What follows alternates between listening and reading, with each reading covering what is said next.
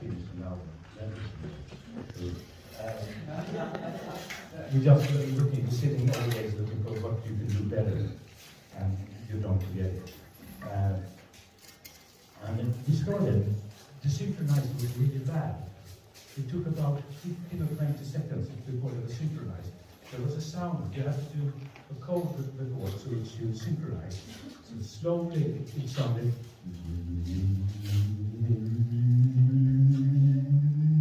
Yeah, you couldn't stop them to record. So he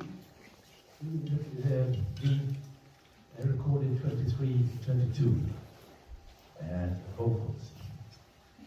And then we said, which one should we use? For a whole day. And by a mistake, there were twos. A dub by a mistake. And he said, well, that's great. Let's find two that are together. So that was a day two also, to just find them together. And then a new mistake, 3. But that was so full of energy. And another thing we did with Ted was we recorded a choir with Thomas Ledin and Mikael Rickfors. And Ted said in the studio, just in the third chorus. Okay, that's fine. And then we started to mix and I said, it should be quiet in the first and second. And that time, 1978, we did have synchronized computers or something, and not click, which was not, you couldn't just move it. So the idea was to record the choir down to 2-track, try to sync it, and take word by word. Yes, so that was one day. And then when we was ready, Ted said, now it's just in the third. You can hit me if you want to say. And after that, we made another album because this English album was a flop. And he did it Lou Virgin Isles. This was also a flop.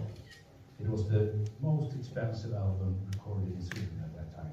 He went over to America. It was Erik Wannberg was the producer, and no one had control.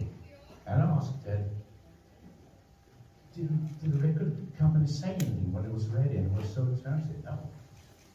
It just continued until one day.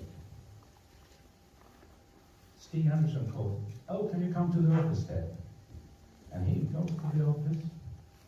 And the offices with the managers in the music industry. And Stig Anderson standing at the window, not turning back, and gave him, as he said, it was the worst utskällning. So, in my life. But it was so strange, so it was more like Monty Python sketch, so I didn't be serious about it. But then he started to do the English and the flop, and then we started to do Stormvarning. There is Satellit, and a thing that then we did, Låt kärleken slå rot also. And last picture from the studio. What do you mean, what I am now? That is a recording of a song, not with Ted, Thomas Ledin.